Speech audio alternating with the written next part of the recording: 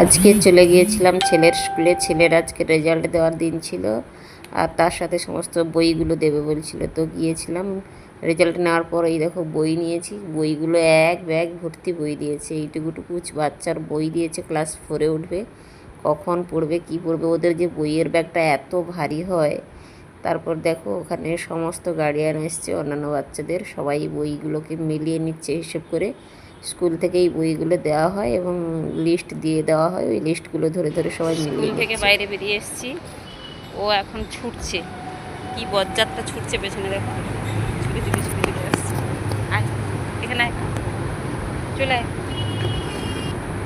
বাইরে বেরিয়ে এসে একটু সময় দাঁড়িয়েছিলাম ওখানে, বেরিয়ে দেখছিলাম ওদের স্কুলটা। দেখো পুরো মানে হায়ার সেকেন্ডারি পর্যন্ত আছে, তো তাই জন্য বিশাল বড় স্কুল।